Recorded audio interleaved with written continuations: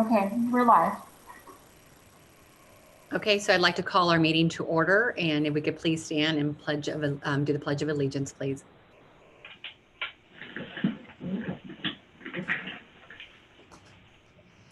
I pledge of allegiance to the flag of the United States of America and to the republic for which it stands, one nation, under God, indivisible, with liberty and justice for all.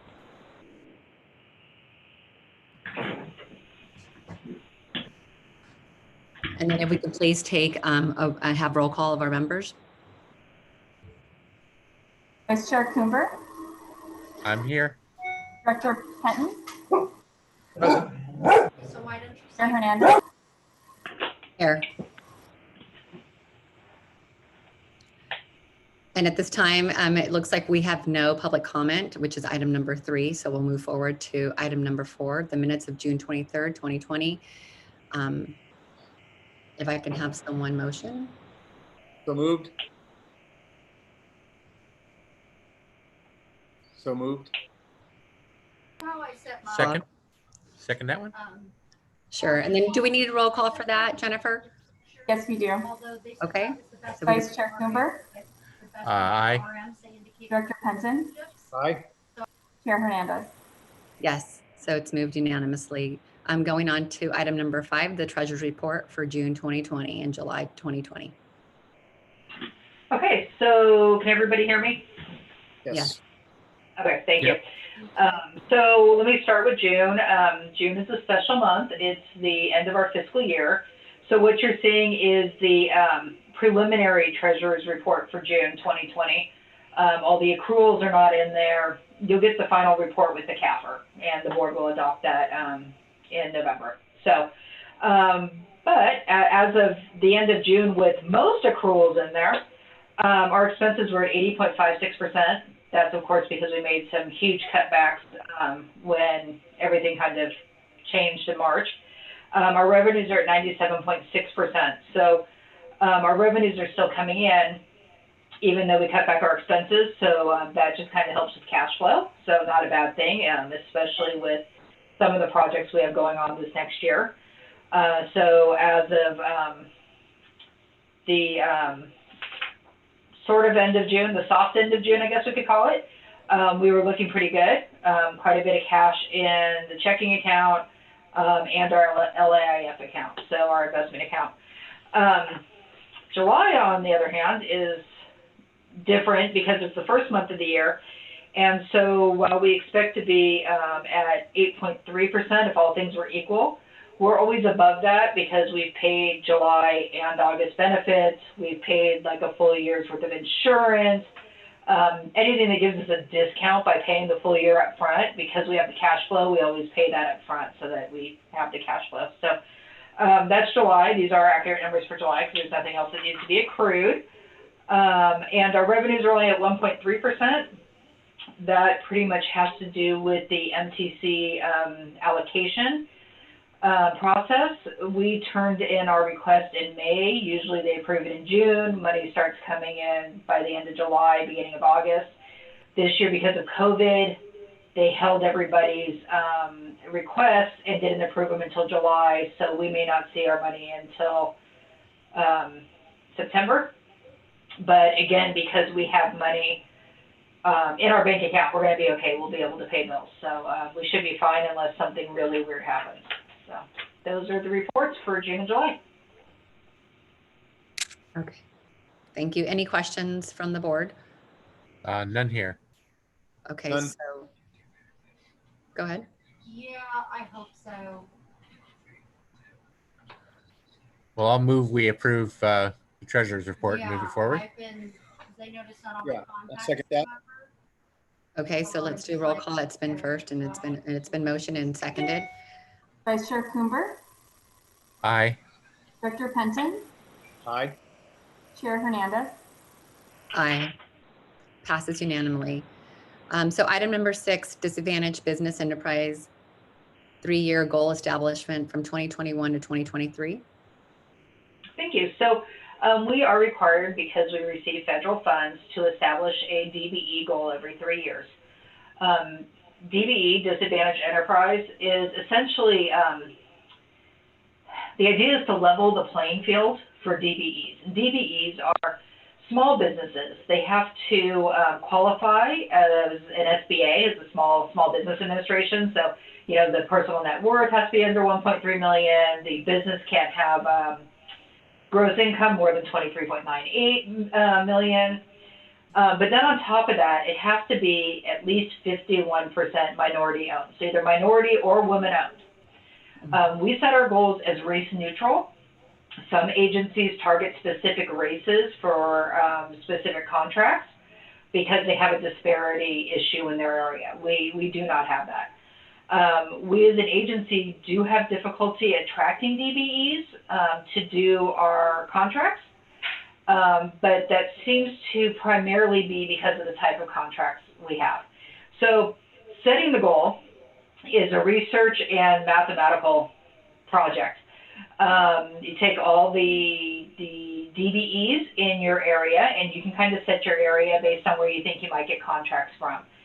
With the economy being as it is, contractors tend to travel further for work. So we used Caltrans District 4 as our area. And then you take that number and you divide it by the total number of available businesses to do that kind of work.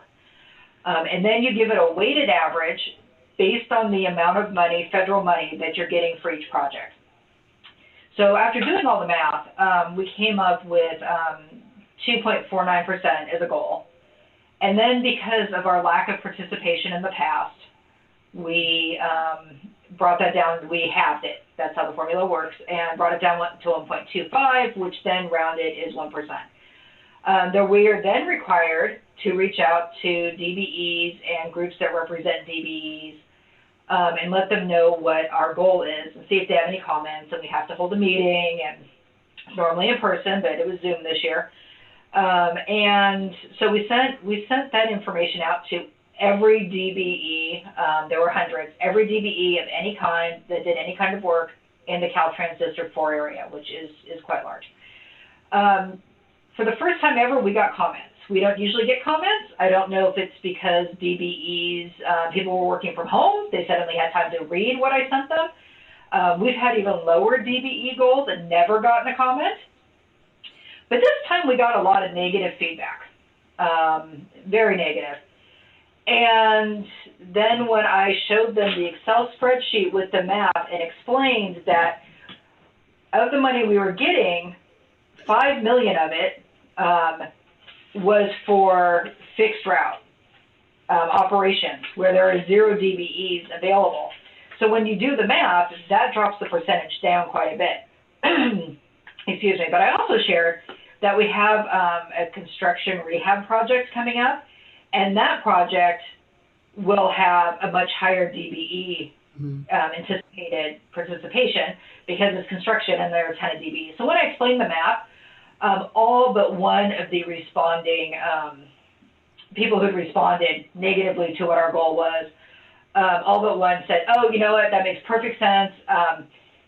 I know you don't usually break out the math in the announcement, but in the future you might want to think about doing that. So in the future I will explain why it's so low, even though I've never needed to before, but I learned a very valuable lesson. So, and when we held the meeting, one of the first things I explained, because a lot of the things were, well, Caltrans has like a 16% DBE goal. How come yours isn't as big as theirs? And so I explained right off the type of work that we do, the kind of contracts we have coming up, and that we don't do streets and roads. We pretty much provide fixed route paratransit, and for which we receive federal funding. This year there just happens to also be a construction project. Most years it's literally just the ADA paratransit, for which there are only 2 DBEs available, so that usually makes the goal pretty low as well. So everything looks good going forward. We held the meeting, no negative comments at the meeting. Lots of questions about, hey, how do we do business with you? More questions about, hey, how do we do business with Tri-Valley Rail? So I gave them that information, how to contact them. They don't have a DBE goal yet because they don't have any federal funding, but they will also be required to have one at some point, and their goal will probably be much higher because it'll be all construction. Any questions on our disadvantaged business enterprise goal for the next 3 years? Any questions from the board? None here. No, I read it pretty thoroughly.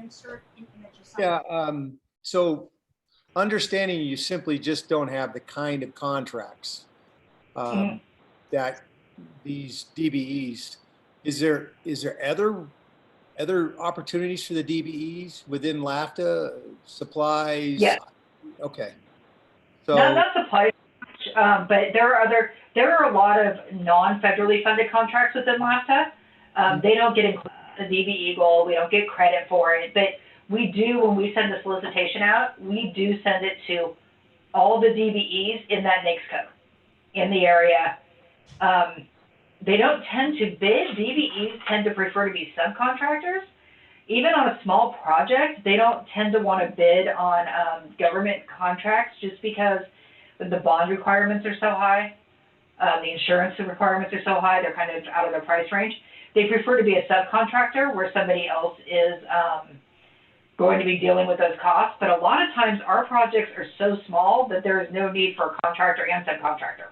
The smaller business could do it. They just don't tend to bid. But yeah, we reach out to DBEs on everything.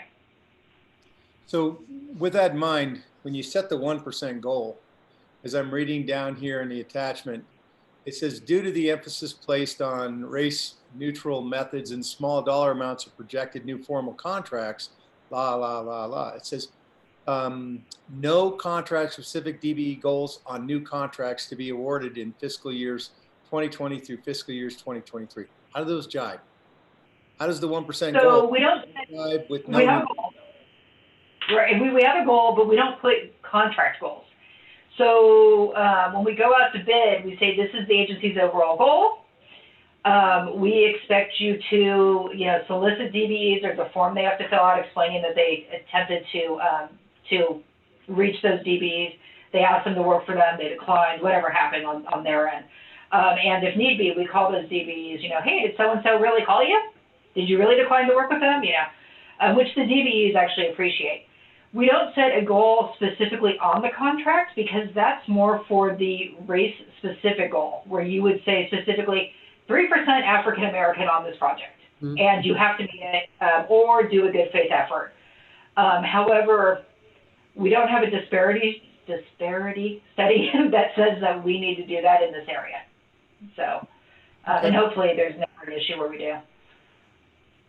Okay, that was the question that I had. I just was reading through that, and it just seemed to, two didn't seem to jibe, but that makes sense. So that's all the questions I have. No, I think it's a great idea to just go ahead and do the numbers and just moving forward. It's just, it's there and we're being transparent. And, but thank you for making sure that was taken care of. I did, and I sent everything, the whole draft plan to everybody who had a question. I just said, hey, here's the plan. Let me know if you have any concerns after you read it. So. Okay. And we don't have to approve this to go to the board, do we, Jennifer? The board has to approve it so we can send it to the FTA. Okay. And then we have to report twice a year on how we're doing towards reaching the goal. Okay, so let's go ahead and find a motion in a second, please. Okay. Well, I'll move. Yeah, go ahead. I'll either move or second. How about that? Since there's only three of us. I'll make the motion that Bob's made the motion and that I'm seconding. So Okay. There you go. Roll call, please. Vice Chair Coomber, Aye. Director Penton, aye. Chair Hernandez. Aye. The vote passes unanimously. So going to item number 7, preview of upcoming committee agenda items for the future.